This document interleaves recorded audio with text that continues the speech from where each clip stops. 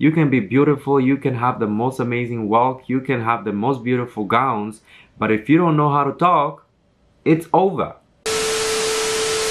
Hello everyone, welcome once again to my channel. It's your boy Portelles, and for today's video I have a very special video because I'm actually not reviewing anything today. I just wanted to come here and sit down and have a little chat with you guys because, you know, Miss Universe is kind of like approaching so fast, and if I'm being fully transparent, I've been feeling the pressure. I've been feeling a little anxious, and so many things going on social media at the same time, so many comments and expectations from everyone, and it's just a lot. I wanted to come here and sit down and just have a honest conversation with you guys. It's no secret that for me, I'm quite new to this beauty pageant, Miss Universe world, all of it, and to be quite honest, it's been a crazy journey. I really appreciate it, and it has become, to a certain extent, almost an obsession for me. I talk about Miss Universe all the time. On my free time, I'm just looking for things, but with that feeling, it also comes a lot of expectation and a lot of hopes for the candidates that I'm rooting for, aka Rabiya. And looking at so many other contestants, excellent women, beautiful women. I mean, the competition is so strong this year. It's just mind-blowing. I find myself overthinking and doubting myself and putting myself in a mindset like, what would happen if Rabiya doesn't win? What would happen to that? And I don't think that's the most healthy mindset. So I sat down and I wrote a list of things that I feel like Rabiya should focus on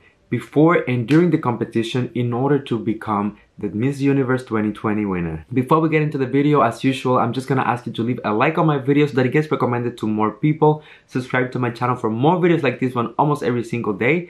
And last but not least, let me know in the comment section, what did you think about the elements that I'm gonna talk about, and do you think that I should add anything else on top of that list? Alright my friends, so without further ado, let's get into today's video. I really hope that you enjoy it. Be strong.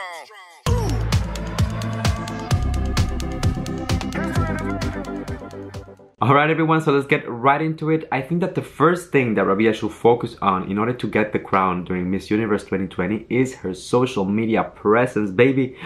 This year, social media has just been insane. And that is kind of an assumption because this is my first real year like following Miss Universe in real time. But the expectations of the fans, the interaction every single time that Rabiya posts a picture or a video or a fan gets some footage of her, it's just crazy. It's all over the place. And you know, I remember a few days ago I was watching a Sarah Bearshell video and she was explaining how important social media is nowadays when it comes to the competition, alongside the wardrobe of course. But personally I feel like Rabiya has a very good strategy because we are not overwhelmed with content, meaning that she doesn't post that often, but when she does, it's very effective. And she has like stunning looks that everyone is talking about it afterwards. I also really like the strategy that they have, that they're wanting to release the Following Rabiya series through the Miss Universe Philippines app at the same time as she was preparing for the actual contest, because it allows the public to create an emotional link with Rabiya that before, if you didn't know her on a personal level, you wouldn't have access to that. At the end of the day, social media is also about building your own platform and it gives you a voice. So I feel like any Miss Universe winner at the end of the day must have a strong platform, therefore strong social media presence. That way, whatever they do, whatever project they get involved in, it will have more visibility and more support from people all over the world. Second aspect that I wanted to talk about was Rabiya's Q&A. Most of the reaction videos that I've been putting out on my channel at this point are about Q&A because for me, personally, it's one of the main elements of the contest. You can be beautiful, you can have the most amazing walk, you can have the most beautiful gowns, but if you don't know how to talk, it's over.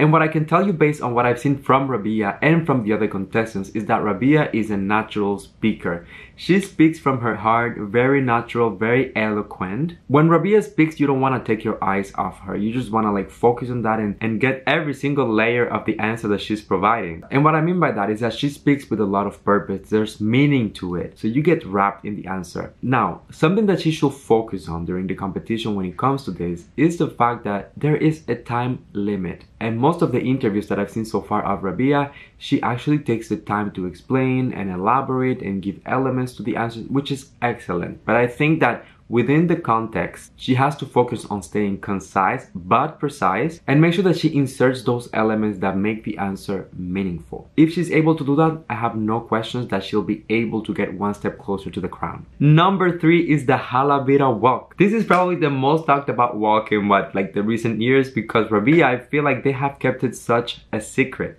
And I was reacting to a video of Rabiya walking just a few days ago, and I have to tell you the truth, I know that she has improved so much because she has been actively working on it with coaches and people helping her, and she's like really putting all the effort. Realistically, we have gotten to see some teasers of the walk, but nobody knows except for her close circle and the people that are there to support her what the final walk is gonna look like. For me, at the end of the day, it doesn't matter if she's gonna have a firm walk or if it's gonna be something with the hips. I don't mind, for as long as it's just giving me confidence and strength. And one of the things that I noticed that a lot of people within the beauty pageant world don't talk about is the fact that it's not only about the walk, but also what she's gonna wear with it. Because sometimes if the garment, if the dress doesn't help the walk, it could become problematic. But I trust her team. I feel like everything is well thought out from beginning to end. So crossing fingers, Rabiya. The walk is gonna be killer and the dress is gonna be amazing. Number 4, I really want Rabiya to focus during the competition. And what I mean by that is that even though my first point was about having a strong social media presence, during the competition, I want her to stay away from social media.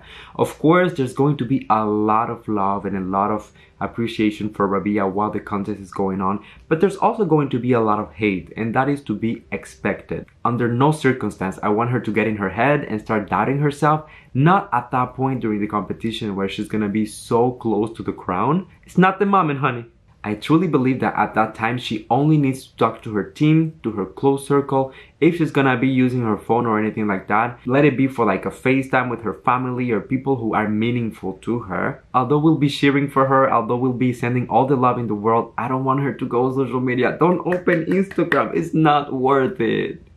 And I feel like the second part of this element, when I said that she has to remain focused during the show, it's I want her to stay true to herself. Just be yourself, Rabiya. You are a lovely person. You have amazing values. You have so much to offer. And there is no reason out there why you should doubt yourself, why you should try to emulate others, why you should try to change who you are in order to please other people. Not that I'm thinking that she's gonna be influenced by anyone, but I know at such a young age, within an environment that has so much pressure, how hard it can be. So overall, I just hope like she's feeling ready physically, mentally, and that she feels the love of all the people who are encouraging her to just be herself unconditionally. Last but not least, and this is an element that I feel like some contestants this year are lacking a lot of, is that we don't want you to just represent for yourself, but we want you to represent for your people and your nation. You are there on behalf of the Philippines. So I want Rabiya to find opportunities at all times to insert the Philippines and the culture and the people and the values of the society. There are going to be opportunities very obvious, such as the national costume. I mean, it's like the theme of the show. But then I also want her to be mindful of those elements when it comes to the Q&A part of it. Even during the swimsuit, you know how they put like backgrounds and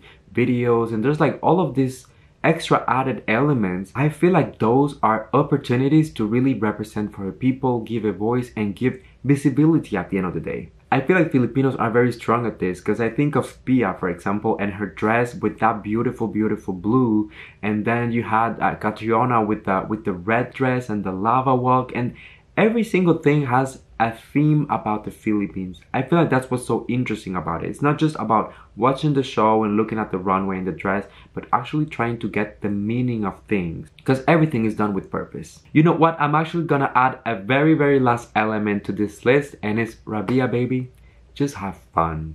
I want you to realize that this is a once-in-a-lifetime opportunity, that you were there, it's happening now, and I want you to live in the moment, enjoy it to the fullest, create memories, create friends, and as much as possible, bring back the crown, girl. But if you don't, that's fine, because we know how hard you worked, we know how much effort you put into it. No one is questioning how bad you want this. So just give it your all, stay focused, stay active, stay present. And I know for sure that the best is yet to come. Alright my friends, so that was my list of things that I feel like Rabiya should focus on during this final segment of Miss Universe before the actual shows start. You know, this is one of those subjects that I could speak about for hours, but no one will watch that video. Obviously I had to trim certain ideas and just go with the main points that I feel were the more important when it comes to winning the crown. But if there's anything else that you want to add or that you want to comment on one of the points, please go ahead and let me know in the comment section. I'll be reading your comments.